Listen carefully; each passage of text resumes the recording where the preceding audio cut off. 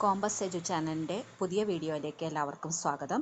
ഇന്ന് നമ്മൾ ഡിസ്കസ് ചെയ്യാൻ പോകുന്നത് PSC എക്സാമിന് ചോദിക്കാൻ സാധ്യതയുള്ള വളരെ പ്രധാനപ്പെട്ട കുറച്ച് ചോദ്യങ്ങളാണ്.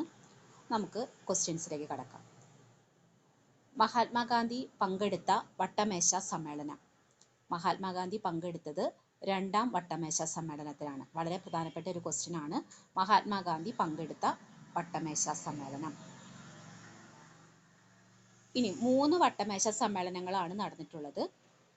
അതിൽ 3 വട്ടമേശ സമ്മേളനങ്ങളിലും പങ്കെടുത്തത് ആരൊക്കെയാണെന്ന് ചോദിച്ചാൽ BR അബ്ദേക്കറും തേജ് ബഹാദൂറുമാണ്. BR അബ്ദേക്കറും തേജ് ബഹാദൂറും 3 വട്ടമേശ സമ്മേളനങ്ങളിലും പങ്കെടുത്തിട്ടുണ്ട്. ഇനി ഭരണഘടനയുമായി ബന്ധപ്പെട്ട ഒരു ക്വസ്റ്റ്യൻ ആണ്. മിനി കോൺസ്റ്റിറ്റ്യൂഷൻ എന്നറിയപ്പെടുന്ന ഭരണഘടനാ ഭേദഗതി ഏതാണ്? 42ാം ഭരണഘടനാ ഭേദഗതിയാണ് മിനി കോൺസ്റ്റിറ്റ്യൂഷൻ എന്ന പേരിൽ അറിയപ്പെടുന്നത്. അത് 1976 ആക്ട് പ്രകാരം ഉള്ളതാണ്. ഇനി അടുത്തത് നമ്മൾ സയൻസുമായി ബന്ധപ്പെട്ട ഒരു ക്വസ്റ്റ്യൻ ആണ്. pH മൂല്യം എന്താണ്? pH മൂല്യം pH കൊണ്ട് ഉദ്ദേശിക്കുന്നത് എന്താണ്? പൊട്ടൻഷ്യൽ ഓഫ് ഹൈഡ്രജൻ എന്നതാണ് pH കൊണ്ട് ഉദ്ദേശിക്കുന്നത്. ഈ സമ്പ്രദായം വികസിപ്പിച്ചെടുത്തത് pH സ്കെയില് വികസിപ്പിച്ചെടുത്തത് സൊറാൻസൺ എന്ന് പറയുന്ന ശാസ്ത്രജ്ഞനാണ്. അതിനകത്ത് 0 മുതൽ 14 വരെയാണ് അതിൻ്റെ റേഞ്ചായിട്ട് വരുന്നത്. അതിൽ ന്യൂട്രലാണ് pH 7 ആയി കഴിഞ്ഞു കഴിഞ്ഞാൽ. എന്നാൽ 7ൽ താഴെയാണെങ്കിൽ അത് അസിഡിക്കുമായിരിക്കും, 7ൽ കൂടുതലാണെങ്കിൽ അതൊരു ആൽക്കലൈനും ആയിരിക്കും. നമ്മുടെ ഇവിടുത്തെ ക്വസ്റ്റ്യൻ അതല്ല, അതിനേക്കാളും ഇമ്പോർട്ടൻ്റ് ആയിട്ട് വരുന്നത് pH സ്കെയിൽ കണ്ടുപിടിച്ചത് ആരാണെന്നുള്ളത് വളരെ ഇമ്പോർട്ടൻ്റ് ആണ്, സൊറാൻസൺ എന്നുള്ളത്. ഇതിനകത്ത് ഇമ്പോർട്ടൻ്റ് ചില വസ്തുക്കൾ നമുക്ക് തന്നിട്ട് അതിൻ്റെ pH മൂല്യം എത്രയാണെന്ന് ചോദിച്ചായിരിക്കും നമുക്ക് ക്വസ്റ്റ്യൻ ആയിട്ട് വരിക. അതിൽ വളരെ പ്രധാനപ്പെട്ട 1-2 വസ്തുക്കളാണ് ശുദ്ധജലം. ശുദ്ധജലത്തിൻ്റെ pH മൂല്യം 7 ആണ്. അതുപോലെ രക്തത്തിൻ്റെ pH മൂല്യം 7.4 ആണ്. ഉമിനീര് 6.5 to 7.4 ആ റേഞ്ചിലാണ് വരുന്നത്. പാല് 6.5, കടൽ വെള്ളം 8. ഇതിൽ പല പ്രാവശ്യം എക്സാമിന് ചോദിച്ചിട്ടുള്ള ചോദ്യമാണ് ശുദ്ധജലത്തിൻ്റെ pH മൂല്യം എത്രയാണെന്നുള്ളത്. അത് 7 ആണ്. രക്തത്തിൻ്റെ pH മൂല്യം 7.4, കടൽ വെള്ളത്തിൻ്റെത് 8. ഇതെല്ലാം തന്നെ വളരെ പ്രധാനപ്പെട്ടത് മാത്രമേ ഞാൻ കൊടുത്തിട്ടുള്ളൂ. അത് നല്ലോണം ഓർത്തിരിക്കുക. അടുത്ത ക്വസ്റ്റ്യനും സയൻസുമായി ബന്ധപ്പെട്ടത് തന്നെയാണ്. മനുഷ്യ ശരീരത്തിലെ ഏറ്റവും കടുപ്പമേറിയ ഭാഗം ഏതാണെന്നുള്ളതാണ്. ഇനാമലാണ് മനുഷ്യ ശരീരത്തിലെ ഏറ്റവും കടുപ്പമേറിയ ഭാഗം. ലെൻസുകളുടെ നിർമ്മാണത്തിന് ഉപയോഗിക്കുന്ന ഗ്ലാസ് ഏതാണെന്നുള്ളതാണ് അടുത്ത ക്വസ്റ്റ്യൻ. ഫ്ലിന്റ് ഗ്ലാസ് ആണ് ലെൻസുകളുടെ നിർമ്മാണത്തിന് ഉപയോഗിക്കുന്ന ഗ്ലാസ്. എന്തിൻ്റെ യൂണിറ്റ് ആണ് ഡയോപ്റ്റർ എന്നാണ് ചോദ്യം. ലെൻസിൻ്റെ പവറാണ് ഡയോപ്റ്റർ എന്നതുകൊണ്ട് ഉദ്ദേശിക്കുന്നത്. എന്തിൻ്റെ യൂണിറ്റ് ആണ് ഡയോപ്റ്റർ എന്നുള്ളത്? ലെൻസിൻ്റെ പവറാണ്. സൂര്യപ്രകാശത്തിൽ തരംഗദൈർഘ്യം ഏറ്റവും കുറഞ്ഞ വർണ്ണം ഏതാണെന്നുള്ളത്. വിബ്ജിയോർ. നമുക്കറിയാം സൂര്യപ്രകാശത്തിലെ വർണ്ണങ്ങൾ എന്ന് പറയുന്നത് VIBGYOR. Violet, IndiGo, blue, green, yellow ആ ഒരു റേഞ്ചാണ് വിബ്ജിയോർ. അതിനകത്ത് വയലറ്റ് ആണ് തരംഗദൈർഘ്യം ഏറ്റവും കുറഞ്ഞ വർണ്ണം. തരംഗദൈർഘ്യം ഏറ്റവും കുറഞ്ഞ വർണ്ണം വയലറ്റ്. അപ്പോൾ തരംഗദൈർഘ്യം കൂടിയ വർണ്ണം ഏതായിരിക്കും? അവസാനം വരുന്ന റെഡ് ആണ് തരംഗദൈർഘ്യം ഏറ്റവും കൂടിയ വർണ്ണം. ഇനിയും അതുപോലെ തന്നെ പ്രകൃതിയിലെ ഏറ്റവും ദുർബലമായ ബലം, അത് ഗുരുത്വാകർഷണ ബലമാണ്. പ്രകൃതിയിലെ ഏറ്റവും ദുർബലമായ ബലം എന്ന് ഉദ്ദേശിക്കുന്നത് ഗുരുത്വാകർഷണ ബലമാണ്. അപ്പോൾ ഏറ്റവും സ്ട്രോങ് ആയിട്ടുള്ള ബലം ഏതാണെന്നും കൂടി അവിടെ ചോദിക്കും. ശക്തമായ ബലം ഏതാണെന്നുള്ളത്. അത് ന്യൂക്ലിയർ ബലമാണ് ഏറ്റവും ശക്തമായ ബലം. അടുത്തത് ന്യൂട്ടന്റെ ചലന നിയമവുമായി ബന്ധപ്പെട്ട ഒരു ക്വസ്റ്റ്യൻ ആണ്. ന്യൂട്ടന്റെ എത്രാമത്തെ ചലന നിയമമാണ് ജഡത്വ നിയമം എന്നറിയപ്പെടുന്നത്? 1-ാം ചലന നിയമമാണ് ജഡത്വ നിയമം എന്ന് അറിയപ്പെടുന്നത്. ഇനി നമ്മുടെ ഒരു കറണ്ട് അഫെയറുമായി ബന്ധപ്പെട്ട ഒരു ക്വസ്റ്റ്യൻ ആണ്. നിലവിലെ കേരള ഗവർണർ ആരാണെന്നുള്ളതാണ്. രാജേന്ദ്ര വിശ്വനാഥ് അർലേക്കർ ആണ് നിലവിലെ കേരള ഗവർണർ. അടുത്ത ക്വസ്റ്റ്യൻ, ആറ്റിങ്ങൽ കലാപം നടന്നത് എന്നാണെന്നുള്ളതാണ്. ആ ഒരു വർഷമാണ് അത്. 1721. ആറ്റിങ്ങൽ കലാപം നടന്ന വർഷം 1721. പാലിയം സത്യാഗ്രഹത്തിന്റെ നേതാവ് ആരായിരുന്നു? പാലിയം സത്യാഗ്രഹത്തിന്റെ നേതാവ് പട്ടം താണുപിള്ളയാണ് പാലിയം സത്യാഗ്രഹത്തിന്റെ നേതാവ്. ഇനി ചട്ടമ്പിസ്വാമികളുമായി ബന്ധപ്പെട്ടിട്ടുള്ള ഒരു ക്വസ്റ്റ്യൻ ആണ്. അദ്ദേഹം എഴുതിയിട്ടുള്ള 2 കൃതികളാണ് ഇവിടെ സൂചിപ്പിച്ചിരിക്കുന്നത്. ഒന്ന് പ്രാചീന മലയാളവും രണ്ടാമത്തേത് ജാതി മീമാംസയും. അപ്പൊ പ്രാചീന മലയാളം എന്ന പുസ്തകം രചിച്ചത് ആരാണെന്ന് ചോദിച്ചു കഴിഞ്ഞാൽ ചട്ടമ്പിസ്വാമികൾ. അതുപോലെ ജാതി മീമാംസ എന്ന കൃതി രചിച്ചത് ആണെന്ന് ചോദിച്ചാലും ചട്ടമ്പിസ്വാമികളാണ് ആൻസർ ആയിട്ട് വരുന്നത്. അടുത്തത് ശ്രീനാരായണ ഗുരുവുമായി ബന്ധപ്പെട്ട ക്വസ്റ്റ്യൻ ആണ്. ഒരു ജാതി, ഒരു മതം, ഒരു ദൈവം, മനുഷ്യന്. അത് വളരെ പ്രസിദ്ധമായ ഒരു ആപ്തവാക്യമാണ്. അതെല്ലാവർക്കും അറിയാവുന്ന ഒരു ക്വസ്റ്റ്യൻ ആണ്, എന്നാലും ഞാൻ സൂചിപ്പിച്ചു എന്നുള്ളൂ. ശ്രീനാരായണ ഗുരു ആണ് അത്. അതുപോലെ തന്നെ വിദ്യ കൊണ്ട് പ്രബുദ്ധരാകുക, സംഘടന കൊണ്ട് ശക്തരാകുക. ഈ മുദ്രാവാക്യവും ശ്രീനാരായണ ഗുരുവുമായി ബന്ധപ്പെട്ടത് തന്നെയാണ്. അടുത്തത് തിരുവിതാംകൂറിലെ തൃപ്പടിദാനം നടത്തിയത് ആരാണ്? തിരുവിതാംകൂറിലെ തൃപ്പടിദാനം നടത്തിയത് മാർത്താണ്ഡവർമ്മ മഹാരാജാവാണ്. മാർത്താണ്ഡവർമ്മ മഹാരാജാവാണ് തിരുവിതാംകൂറിൽ തൃപ്പടിദാനം നടത്തിയത്. മാർത്താണ്ഡവർമ്മ മഹാരാജാവുമായി ബന്ധപ്പെട്ട മറ്റൊരു ക്വസ്റ്റ്യൻ ആണ്, ആധുനിക തിരുവിതാംകൂറിന്റെ പിതാവ് ആരാണെന്ന് ചോദിച്ചാലും മാർത്താണ്ഡവർമ്മ മഹാരാജാവാണ്. ആധുനിക തിരുവിതാംകൂറിന്റെ പിതാവ് എന്നറിയപ്പെടുന്നത് മാർത്താണ്ഡവർമ്മ മഹാരാജാവാണ്. ഇനി അടുത്തതായിട്ട് ആദ്യമായിട്ട് വന്ന വിദേശ ശക്തികൾ പോർച്ചുഗീസുകാരാണ്. അവസാനം പോയ യൂറോപ്യൻ ശക്തികളും പോർച്ചുഗീസുകാരാണ്. ആദ്യമായിട്ട് പോയ വിദേശ ശക്തികൾ ഡച്ചുകാരാണ്. അവസാനമായിട്ട് വന്ന യൂറോപ്യൻ ശക്തികൾ ഫ്രഞ്ചുകാരാണ്. അവസാനം വന്നവരാണ് ഫ്രഞ്ചുകാർ, മാറിപ്പോവരുത്. അപ്പൊ അവസാനം പോയവരാരാണ്? പോർച്ചുഗീസുകാർ തന്നെയാണ് ആദ്യമായിട്ട് വന്നതും അവസാനമായിട്ട് പോയ യൂറോപ്യൻ ശക്തികളും പോർച്ചുഗീസുകാരാണ്. പോർച്ചുഗീസുകാരുടെ ഇത് പറയുമ്പോൾ നമുക്കറിയാം, ഇന്ത്യയിലെത്തിയ ആദ്യത്തെ പോർച്ചുഗീസുകാരനാണ് വാസ്കോഡഗാമ എന്നുള്ളത്. ഈ വാസ്കോഡഗാമ എന്ന് പറയുന്ന ഒരു സ്ഥലം ഇന്ത്യയിലുണ്ട്, അത് ഗോവയാണ്. വാസ്കോഡഗാമ എന്ന സ്ഥലം ഇന്ത്യയിൽ സ്ഥിതി ചെയ്യുന്നത് എവിടെയാണെന്ന് ചോദിച്ചു കഴിഞ്ഞാൽ ഗോവയിലാണ് അത് സ്ഥിതി ചെയ്യുന്നത്. ഇനി നമ്മുടെ ഡച്ചുകാരുടെ കാര്യം നമ്മൾ പറഞ്ഞു. ഡച്ചുകാരുടെ ഒരു പ്രധാനപ്പെട്ട സംഭാവനകൾ എന്താണ് എന്ന് നമുക്കൊന്ന് ജസ്റ്റ് നോക്കാം. ഏറ്റവും പ്രധാനപ്പെട്ട സംഭാവന എന്ന് പറയുന്നത് ഹോർത്തൂസ് മലബാറിക്സ് എന്ന് പറയുന്ന ഗ്രന്ഥമാണ്. അത് ഏത് ഭാഷയിലാണ് എഴുതിയേക്കുന്നതെന്നും ചോദിക്കാറുണ്ട്. ലാറ്റിൻ ഭാഷയിലാണ്. അപ്പോൾ അത് വളരെ പ്രധാനപ്പെട്ട ഒരു ക്വസ്റ്റ്യൻ ആണ്. ഡച്ചുകാരുടെ വളരെ പ്രധാനപ്പെട്ട ഒരു സംഭാവനയാണ് അഡ്മിറൽ ആയ വാൻ റീഡിന്റെ നേതൃത്വം നൽകിയ ഹോർത്തൂസ് മലബാറിക്സ് എന്ന ഗ്രന്ഥം. അതുപോലെ ബൊൾഗാട്ടി പാലസ് പണി കഴിപ്പിച്ചതും ഡച്ചുകാരാണ്. അപ്പൊ അതാണ് ഡച്ചുകാരുടെ ഏറ്റവും പ്രധാനപ്പെട്ട സംഭാവന. ഇനിയും പോർച്ചുഗീസുകാരുടെ കാര്യം പറഞ്ഞു. പോർച്ചുഗീസുകാരുടെ ഒരു ഏറ്റവും വലിയ സംഭാവന എന്ന് പറയുന്നത് ഇന്ത്യയിൽ ആദ്യമായിട്ട് അച്ചടിശാല ആരംഭിച്ചു എന്നുള്ളതാണ്. പോർച്ചുഗീസുകാർ ഇന്ത്യയിൽ ആദ്യമായിട്ട് അച്ചടിശാല ആരംഭിച്ചിട്ടുണ്ട്. അത് ഗോവയിലാണ് അച്ചടിശാല ആരംഭിച്ചത്.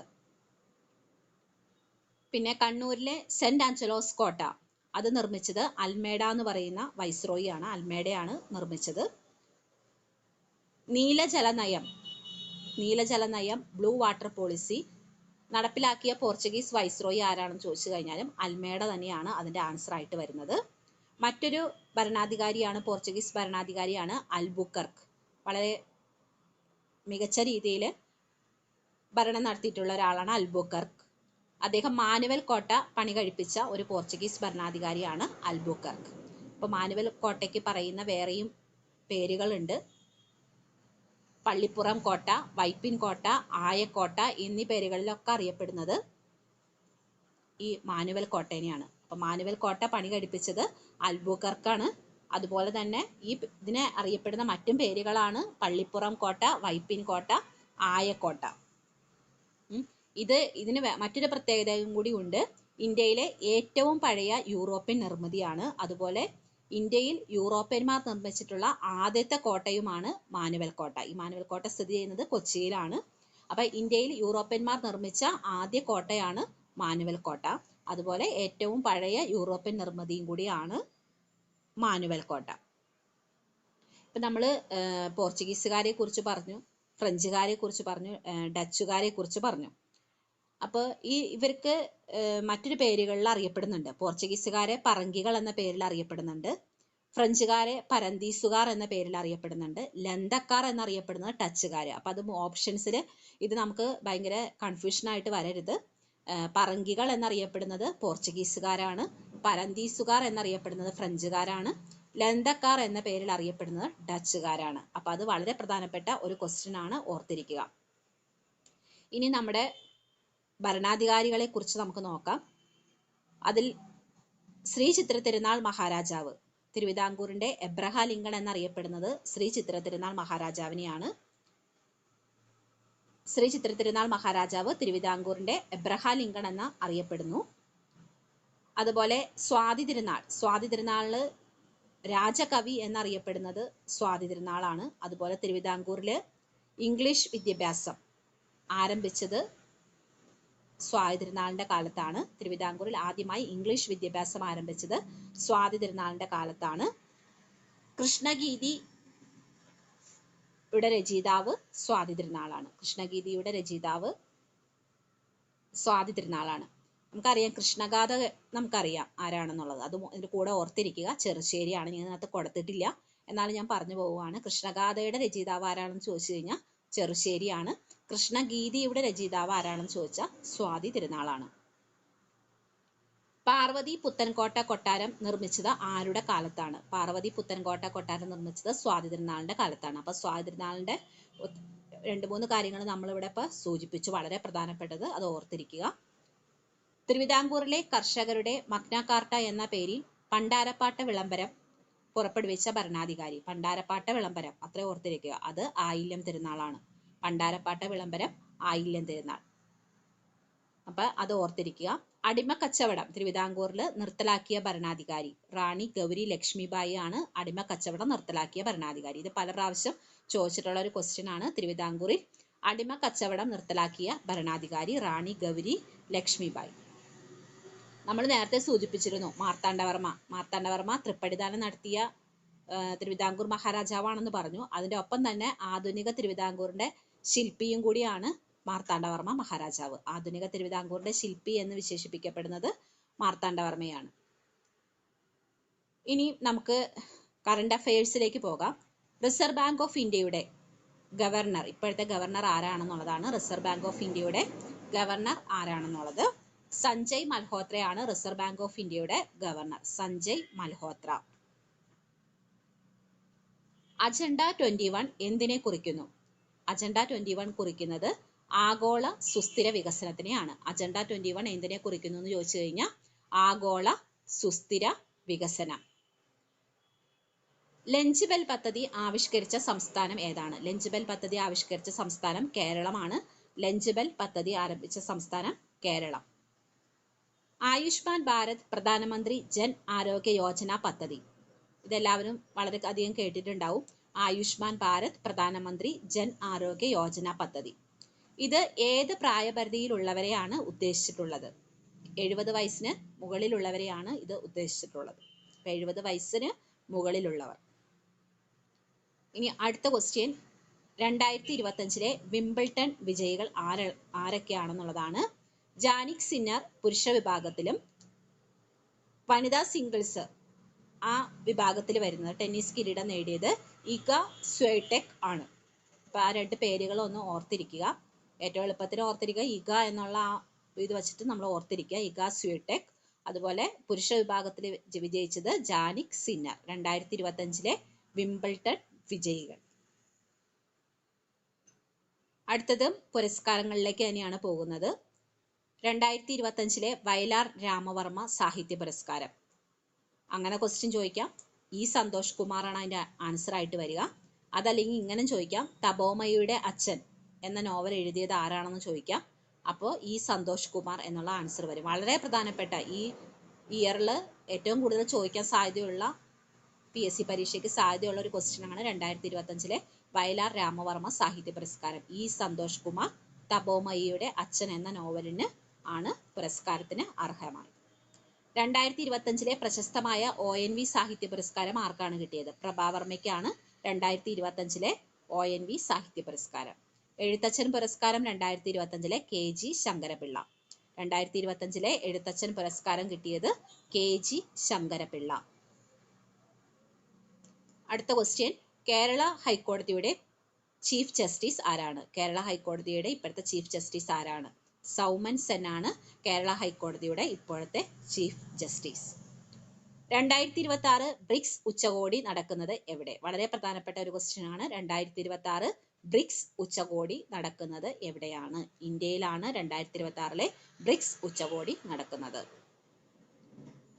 നെക്സ്റ്റ് ക്വസ്റ്റ്യൻ, 2024 JC ഡാനിയൽ പുരസ്കാരം ആർക്കാണ് ലഭിച്ചത്? 2024 JC ഡാനിയൽ പുരസ്കാരം ശാരദയ്ക്കാണ് ലഭിച്ചിരിക്കുന്നത്.